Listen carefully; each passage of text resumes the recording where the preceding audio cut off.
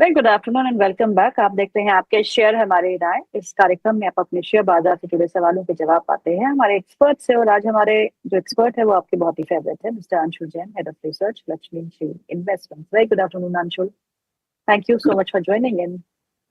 Madam नमस्कार। नमस्कार आपके सभी दर्शकों को। क्या कर रखा है मार्केट का आपने? मार्केट तो मैडम फूफा जी के चक्कर में पिसा हुआ है। ऊपर से जयशंकर साहब जाके सांड को लाल कपड़ा दिखा दिए हैं तो वो सींग मारने आ ही रहा है। तो अब नहीं लग रहा कि वो 50% टैरिफ जो है उसमें कोई रिवर्सल का या कोई ईज ऑफ होने का कोई चांस नहीं दिख रहा है। बट इतना नेगेटिवली मार्केट को रिएक्ट करना चाहिए था।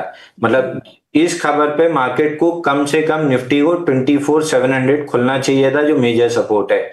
वो टच भी नहीं हुआ। खुलना तो दूर की बात है, वहां टच भी नहीं हुआ। तो मैं मान के चल रहा हूं कि निफ्टी तो एटलीस्ट प्रोटेक्टेड है।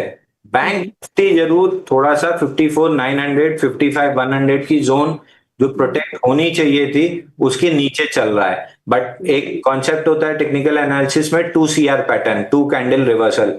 तो आज और कल, कल चूंकि छुट्टी है तो थर्सडे, दो सेशन मिला के अगर हम 54,900 55,100 रिक्लेम कर लेते हैं, I would be a buyer. मैं सेलर नहीं हूं। अगर मान लीजिए कि हम 54,900 ब्रेकडाउन दे देते हैं तो फिर बैंक निफ्टी का टारगेट खुलेगा 53,000, यानी यहां से करीब 1500 पॉइंट नीचे का।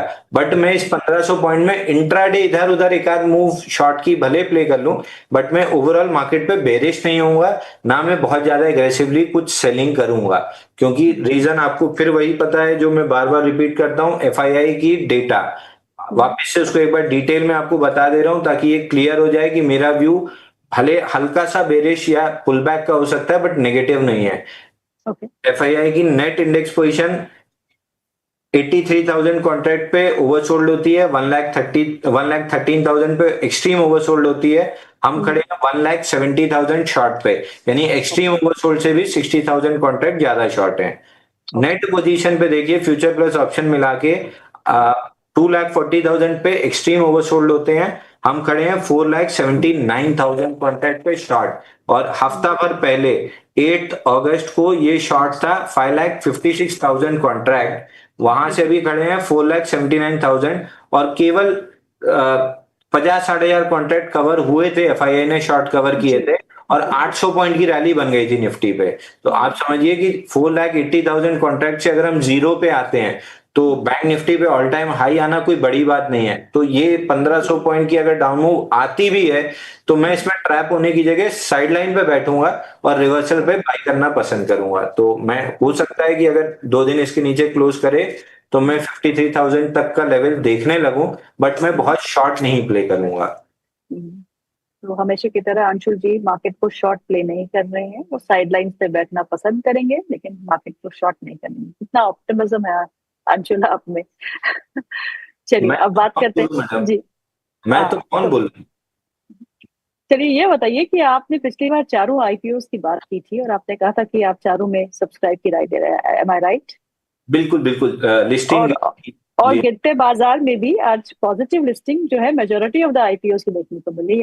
एटलीस्ट 4 तो पॉजिटिवली लिस्ट हुए हैं। और विक्रम सोलार जो है वो 20 आई थिंक 2.5% प्रीमियम पे लिस्ट हुआ था, राइट? लेकिन जो रिटेल से जुड़ी कंपनी है उसकी लिस्टिंग काफी अच्छी हुई। तो अब क्या करना है इस लिस्टिंग पे आईपीओस में? देखिए, विक्रम सोलार पे तो मेरा वही व्यू है जो पहले भी था कि लिस्टिंग में अगर पॉजिटिव होती है तो 3 to 5 डेज में लेके बेचना है। अब चूंकि पॉजिटिव लिस्टिंग हुई है और छोटा सा एक 15 मिनट के चार्ट पे फ्लैग पैटर्न है, तो 355 के स्टॉप लॉस से आप होल्ड कर सकते हैं। 3 से 5 दिन में जितना जूस निकलना है निकल जाएगा, उसके बाद आप निकल जाइएगा, फिर आईपीओ बेस बनने का वेट कीजिएगा। और एक ये आईपीओ सेगमेंट खत्म करने के बाद याद दिलाइएगा तो एक आईपीओ स्टॉक में बेस ब्रेकआउट आया है, वो भी डिस्कस कर लेंगे हम। दूसरा स्टॉक हमने जो दिया था श्रीजी शिपिंग, अब इसमें थोड़ा सा मैं अपना व्यू चेंज करूंगा। पॉजिटिव लिस्टिंग हुई है, 3 से 5 दिन में बेचने की जगह मैं स्टॉक को यहाँ पे और एक्यूमुलेट करने की सलाह दूंगा। उसकी बड़ी वजह आपको बताता हूँ।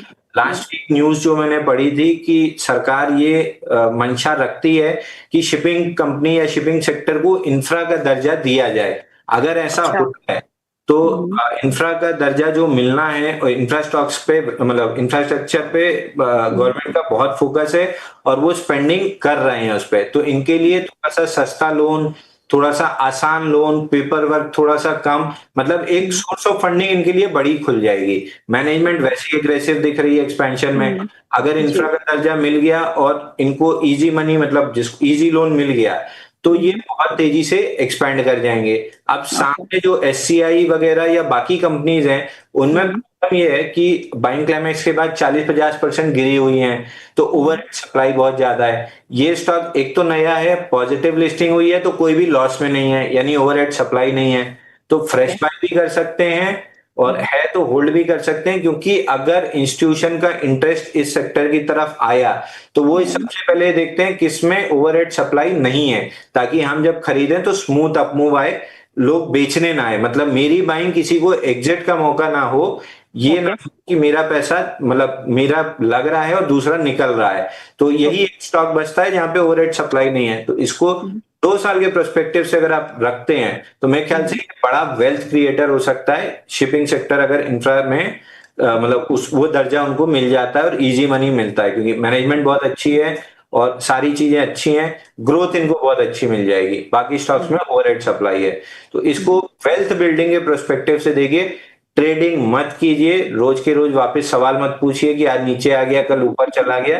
ये 2 साल के लिए अगर ले रहे हैं तो लेके छोड़िए, वेल्थ बना के देगा। करेक्ट। चलिए अब सवाल जवाब का सिलसिला शुरू करते हैं, और पहला सवाल जो है वह अनीता जायसवाल, वो आपसे सवाल पूछ रही है 2 स्टॉक्स के बारे में। एक है आलोक इंडस्ट्रीज और दूसरा है अडानी पावर। आलोक इंडस्ट्रीज 17 रुपए 68 पैसे में उन्होंने खरीदा है, और अडानी पावर उन्होंने खरीदा है 615 के लेवल्स पे। दोनों की पे 3 से 4 साल का व्यू रखती हैं, आपकी सलाह। ये 2 स्टॉक के पहले मैडम एक और स्टॉक डिस्कस कर लेंगे, आईपीओ बेस की मैं बार बार बात ओके। करता हूँ। जी जी। जिनको आईपीओ बेस अगर समझना पढ़ना है, तो नाइका के स्टॉक को आप देख सकते हैं। पूरा 692 दिन का आईपीओ बेस बना था, कपनाडल वीसीपी पैटर्न का।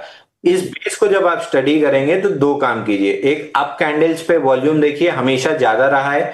डाउन कैंडल यानी जिस दिन गिर के बंद हुआ है उस दिन वॉल्यूम कम रहा है। बेस बिल्डिंग स्टार्ट हुई थी जब ये स्टॉक स्प्लिट हुआ था 10 नवंबर 2022 को। 10 नवंबर 2022 स्प्लिट के बाद से बेस बिल्ड करना स्टार्ट किया था।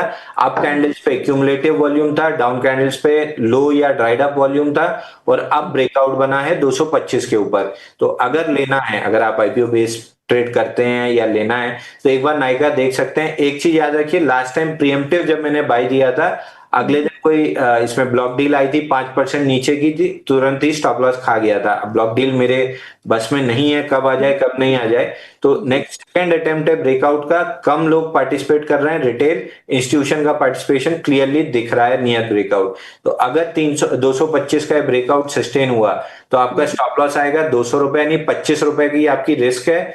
अगर ये चल गया, ब्रेकआउट सक्सेसफुल हो गया, तो 315 पे पहला रेजिस्टेंस है, टारगेट ऑल टाइम हाई का बनेगा। तो रिस्क रिवॉर्ड के लिहाज से 1:3 से 1:5 का रिस्क रिवॉर्ड है। तो 1 रुपए की रिस्क के सामने 3 से 5 रुपए बन सकता है। तो थोड़ा सा नाइका को देख सकते हैं। दूसरा, सेल्स ईपीएस 5 क्वार्टर में बहुत बेहतरीन है, और मेरी श्रीमती जी लिपस्टिक 2500 रुपए की लेके आई हैं, तब से मेरे को चिढ़ है इस कंपनी से, इतनी महंगी लिपस्टिक बेचते हैं।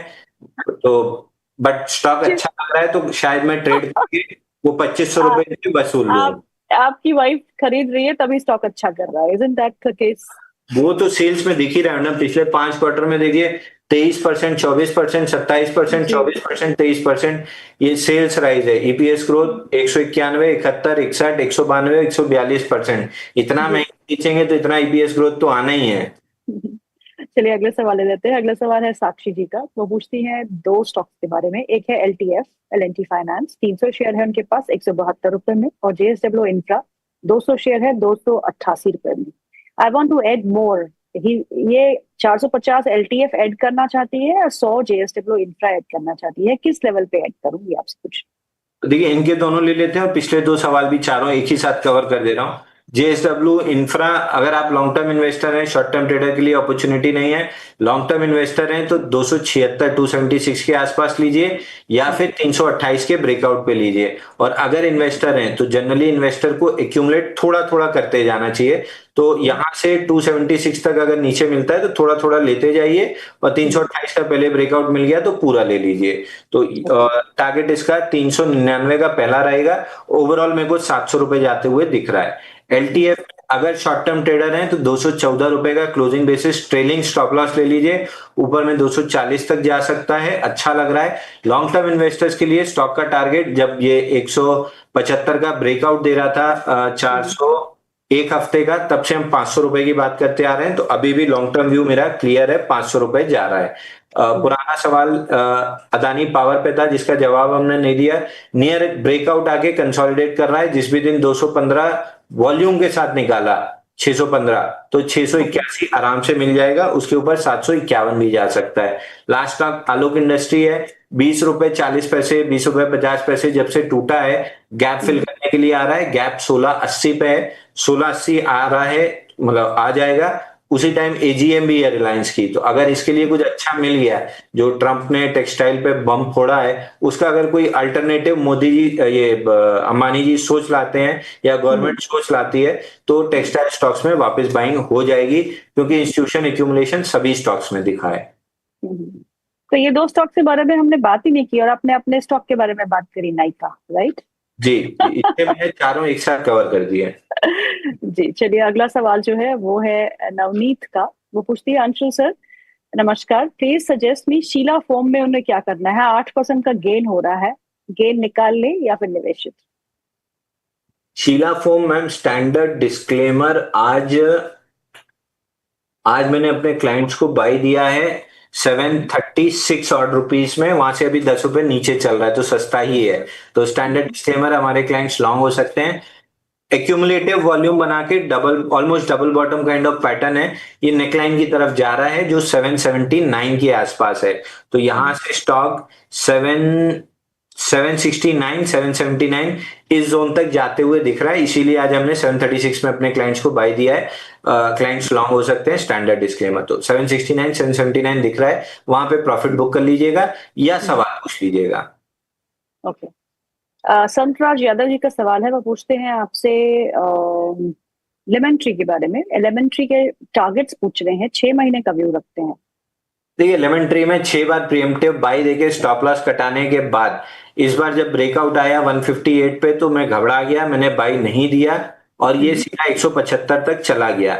अब चारों दिन में वॉल्यूम राइज था, एवरेज वॉल्यूम 4 मिलियन का है। जो 4 दिन ब्रेकआउट की रैली थी, पहले दिन 7 मिलियन का वॉल्यूम था, दूसरे दिन 10 मिलियन का, तीसरे दिन 15 मिलियन का और चौथे दिन 20 मिलियन का, 488% वॉल्यूम राइज। तो चारों दिन एवरेज अगर 15 मिलियन भी पकड़े हैं तो लगभग 60 मिलियन शेयर की बाइंग हुई है।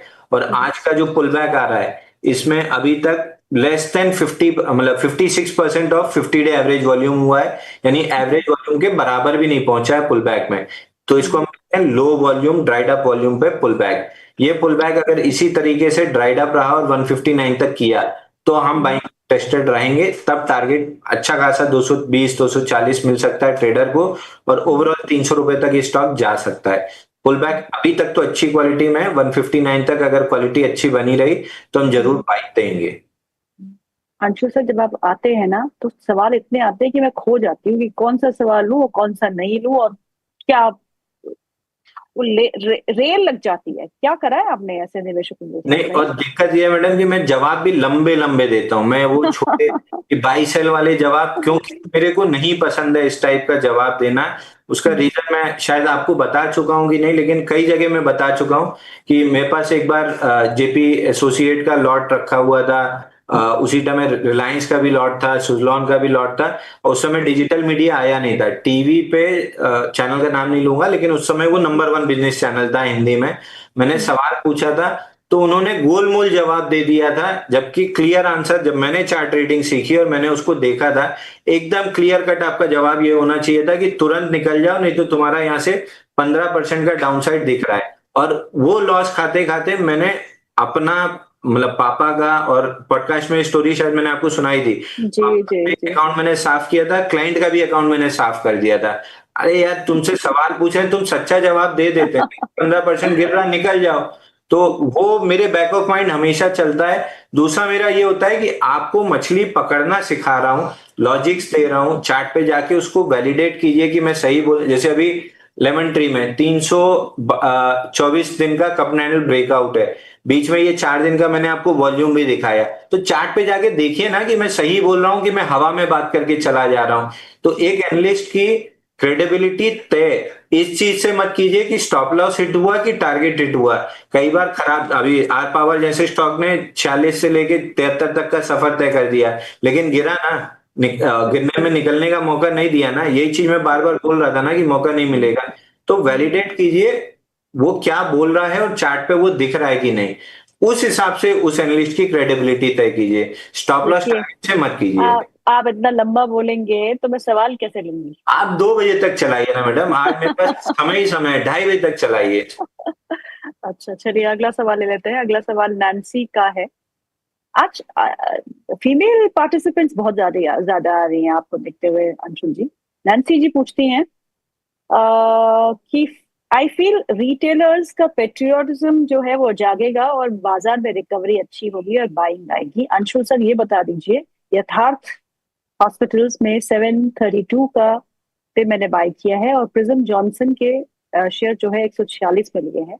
स्विच करूं या होल्ड करूं, आप क्या सलाह देंगे? और देखिए, प्रिज्म जॉनसन तो मैं होल्ड की सलाह दूंगा, क्योंकि 145 का सपोर्ट इसने तोड़ा, 3 दिन नीचे टिका, वीक लॉन्ग्स को एलिमिनेट करके वापस ऊपर आ गया है। तो वीक लॉन्ग्स निकल चुके हैं। जिस भी दिन, जैसे स्टार सीमेंट में हमने प्ले किया था बढ़िया 20% का मूव, किसी भी दिन इसमें भी बन सकता है 179 तक का मूव। तो प्रिज्म जॉनसन सीमेंट 2-3 महीने के लिए आप होल्ड करके छोड़ दीजिए, उसके पहले ही आ जाएगा। बट 179 मेरे को आते हुए ऑलमोस्ट 90% सर्टेन हूं कि आ जाएगा। बट ये वो ट्रेडर वाला मजा नहीं देगा, थोड़ा सा स्विंग ट्रेड इन्वेस्टमेंट वाला मजा अगर लेंगे 179 तक का आराम से मिलेगा। यथार्थ हॉस्पिटल में ऑल टाइम हाई का ब्रेकआउट है, ब्रेकआउट के ऊपर सस्टेन भी कर रहा है। प्रीवियस ऑल टाइम हाई था 693, उसके ऊपर पिछले 10 दिन से सस्टेन कर रहा है। एक बार 693 रीटेस्ट हो जाए तो क्लियर हो जाएगा कि ब्रेकडाउन दे रहा है कि रीटेस्ट करके ऊपर चल रहा है। तो एक बार 693 आ रहा है, वहां पे हम वापस से रिव्यू करेंगे। अगर तो वहां पे रिजेक्शन कैंडल बनी, बुलिश रिजेक्शन, तो ये स्टॉक आराम से 900 रुपए तक निकल जाएगा। लेकिन अगर फेल किया तो फिर लॉन्ग लिक्विडेशन स्टार्ट होगा। तो 693 के अराउंड रिव्यू करेंगे। हालांकि स्ट्रक्चर बहुत पॉजिटिव है, इंस्टीट्यूशन एक्यूमुलेशन है इसमें। अगला सवाल भी महिला का ही है। आरती जैन जी आपसे सवाल पूछती हैं कि अशोक लेलैंड 131 रुपए में 1550 शेयर है, टारगेट क्या हो सकता है? ठीक है, अशोक लीलैंड चौथी प्रेफरेंस थी मेरी। जब भी आप ऑटो स्टॉक्स पूछते थे तो मारुति, एम&एम, टीवीएस मोटर, और चौथा अशोक लीलैंड में बताता था। जो चारों ऑल टाइम हाई के पास है, एक्सटेंशन मिल जाएगा। तो ब्रेकआउट पे मारुति सबसे अच्छा चला, एम&एम भी चला, उसी कड़ी में ये भी चला। इसने भी पूरा 259 बल्कि खिंच के, हाँ, 261 डेज के कपनाडल पैटर्न का ब्रेकआउट 126 रुपए पे दिया है। तो अब जब तक 120 रुपए प्रोटेक्टेड है, क्योंकि वहीं पे एक छोटा सा अर्निंग्स वाला गैप भी है, तो 120 रुपए जब तक प्रोटेक्टेड है, आप मान के चलिए कि 150 155 रुपए का टारगेट मिलेगा। वहां पे प्रॉफिट बुक करने की जगह सवाल पूछिएगा, क्योंकि बड़े स्ट्रक्चर का ब्रेकआउट है, शायद लंबा एक्सटेंड करे। ओके। दिलीप व्यास का सवाल है, वो पूछते हैं, हमें राजकोट से लिख रहे हैं। वो लिखते हैं कि उनके पास प्रीकॉल है, प्रीकॉल 400